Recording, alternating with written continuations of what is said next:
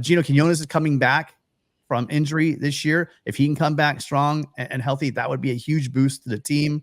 And I already talked about Tobias Raymond. So I am excited about it, but I think Roy's right. They're going to have to take that jump if USC is going to be successful. And I wrote about that, Matt. I said, they were talking about you got to win 9 seasons. I said, no, forget wins and losses. You look at 2001, right? Go back to that year where it was a 6-6 season.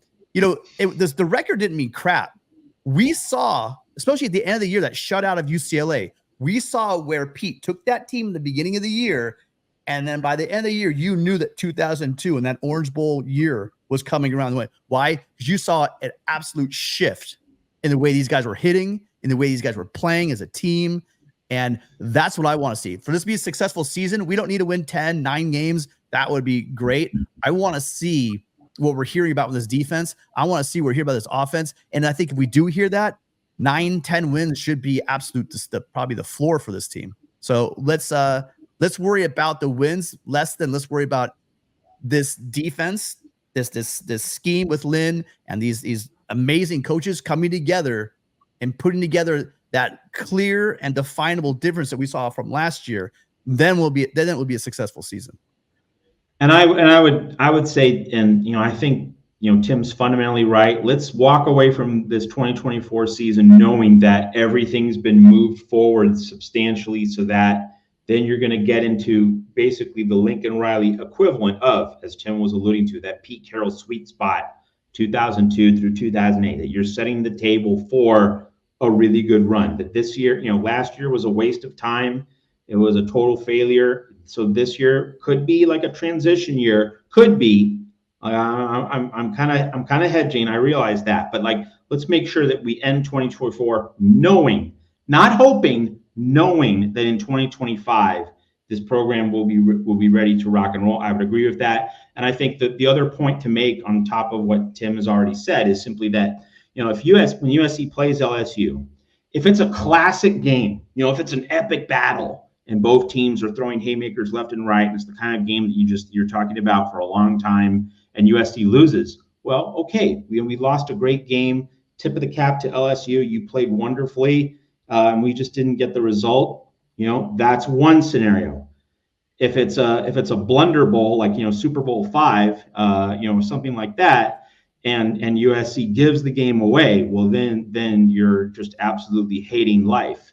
So in many ways, it is about the quality of play. If opponents bring their very best against USC, in sports, you can play great and lose. That's part of the magnificence of sports competition, that you can be absolutely awesome, but if your opponent's even better, you can lose. And then the flip side is you could play like dog doo-doo, but yet if the other team's worse, you win. And so,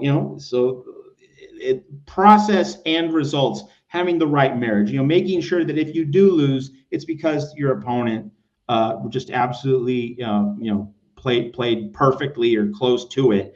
And if you win, it's because you played well, not because the other team stepped on a rake. So we're going to go through that balance of process and results with USC in 2024. That's for sure.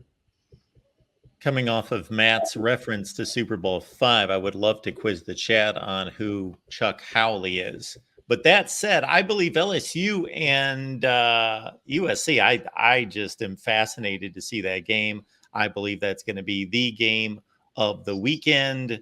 That would be the one game that I would watch above any other game. I've looked at the schedule for that weekend, and I'm the guy that wants to see 25 games. So that's difficult for me to do typically, to choose one. But that would be the one, because it is a flip of the coin in my eyes at this point, at least. Absolutely. And the thing we're going to be talking, of course, a lot about this game over the summer and obviously through August, but just to kind of set the table now. And if people have religiously watched this show without fail, that I've said this, but I'll say it again, as we, develop that on-ramp toward August and then Labor Day weekend. And that is that USC fans want to run the ball. And on a broader level, yes, that absolutely has to happen. Need to be more physical. It can no longer be soft. Last year was a soft team. So there is the need to be tougher. more brawn, more muscle, a little bit less cleverness and finesse.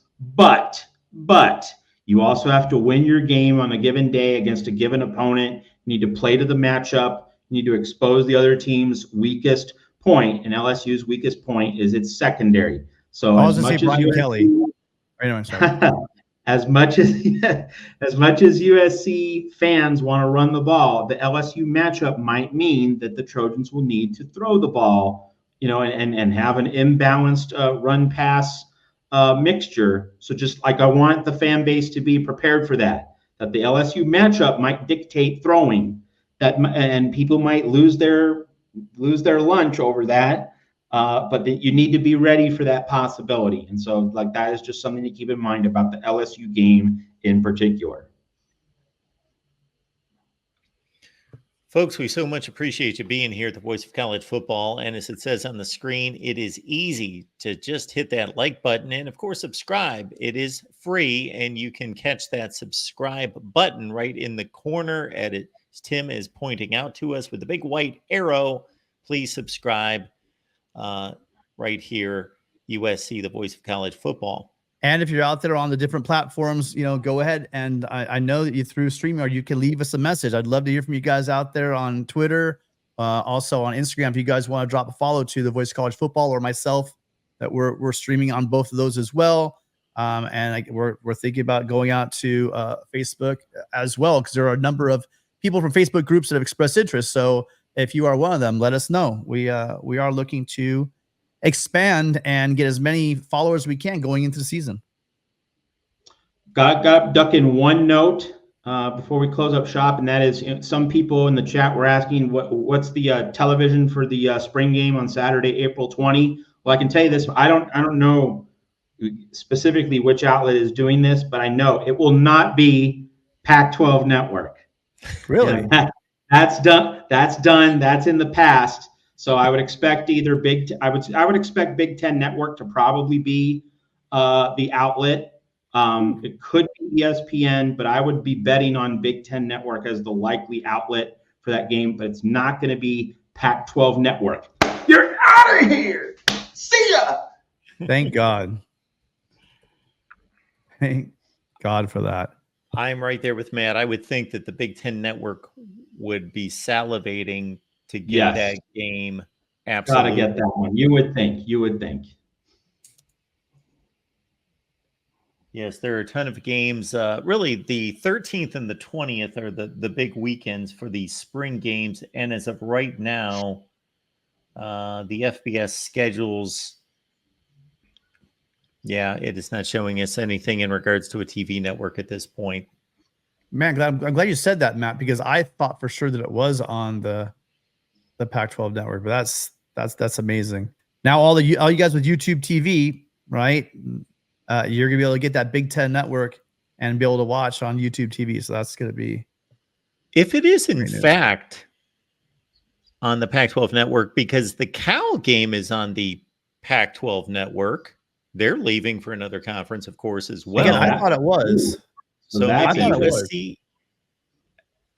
Is this being considered a spring sport? It's in the spring semester, and the Pac-12 is still. And I don't think we go over till into June, right? Is when the official, because you have all the baseball and all the spring sports going on. So, Matt, did you just tell me that? Did you just tell me a fib? Because I got all excited about not having to do it. I'm firmly up. I don't know this for a fact. I haven't seen a TV listing. Look at this. This has to be in the past. Colorado is on the Pac-12 network. Yeah, makes no sense to me. Arizona is on the Pac-12 network. Wow. Yeah, I think we're going to be stuck. I could have sworn I remember hearing that the game would be on the Pac-12 network. You heard that it would be on? I mean, nothing official. That's just one more episode of stupidity before going out the door. Good Lord. Like that is just the dumbest thing.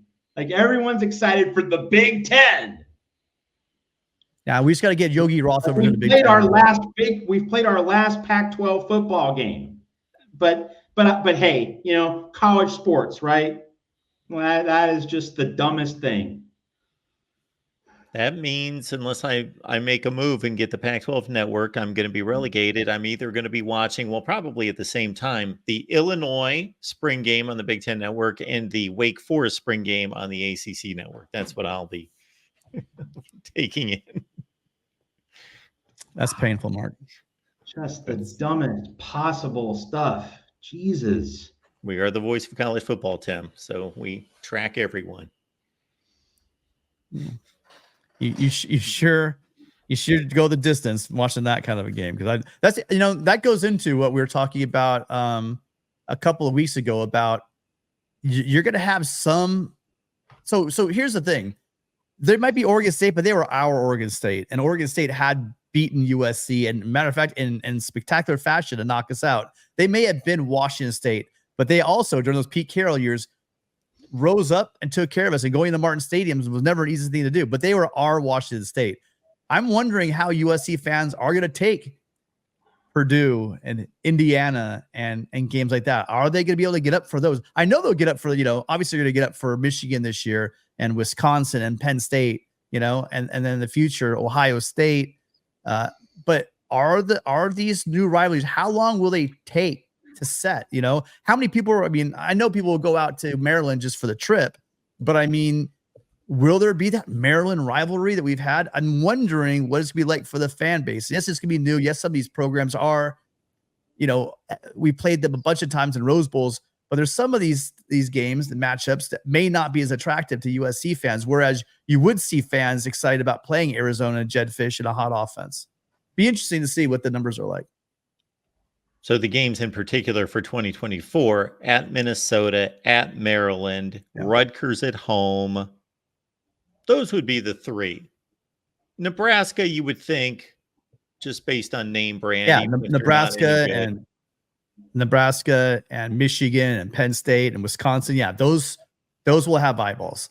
The ones you just named, the Minnesotas, on the road to Minnesota, on the road to Maryland. Even though if people are just concerned about the football and not the name on the jersey, Nebraska's their Rutgers, Minnesota, until proven otherwise.